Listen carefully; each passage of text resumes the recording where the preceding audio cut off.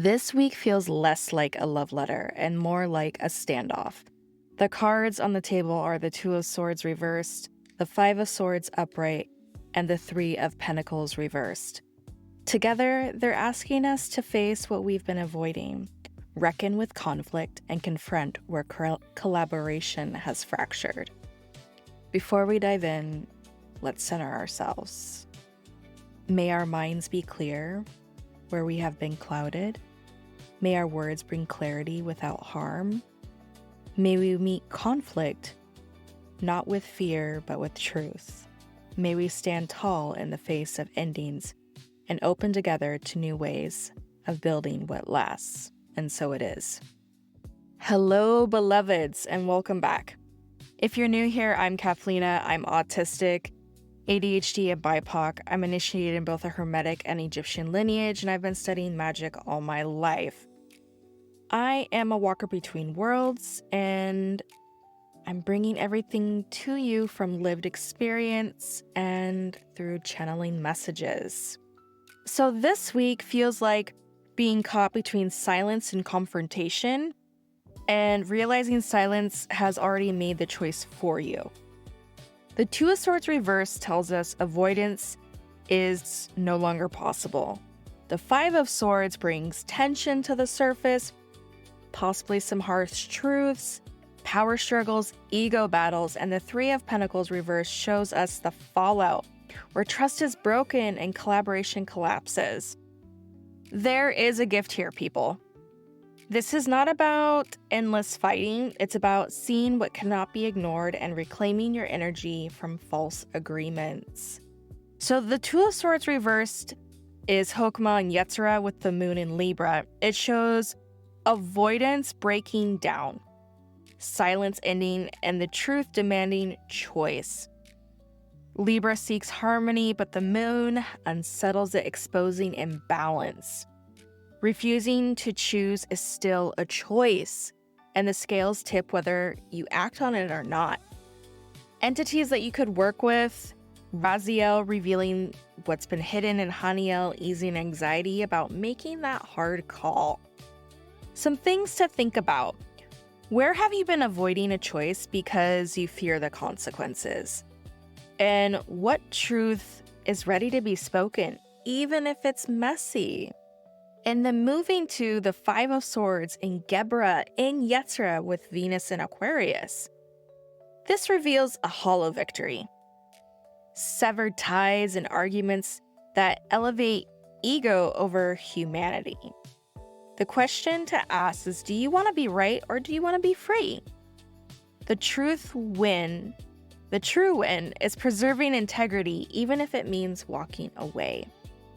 Entities to work with would be Kamael for disciplined boundaries, Haniel for harmonizing and de-escalation, Uriel for big picture clarity, and Athena for strategy, and Archangel Michael for protection when words may cut sharp. And ask yourself, what am I fighting for? Is it truly mine to fight? And again, like the thing, discernment is key here. And then how can I walk away without losing myself? So moving on to the Three of Pentacles in reverse. This is Bina in Asiya with Mars in Capricorn, the second decan. When shared standards collapse, respect for skill is missing, or accountability is uneven. The craft cannot hold. This is not failure, but diagnosis. It asks to stop funding mismatched collaborations and to rebuild with structure, patience, and devotion to integrity. Entities to work with, Tzvakiel for sober understanding, Cassio, we gotta love that. Just the Saturn patience, Kamael to use the right force to cut misalignment. And then we have Uriel for grounded practicality, and we have hypostasis. I'm probably mispronouncing, most likely, that entity's name, for craft and mastery. And then ask yourself, where am I carrying the weight for others who will not carry their share? And what am I ready to release so I can build something sturdier?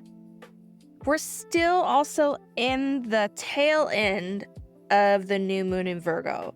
That was the 22nd through the 23rd. I'm recording this on the 24th. And we're in Virgo season. So Virgo is asking for refinement, simplicity, organization, people, stripping down to essentials. So use this week's conflicts as a sieve.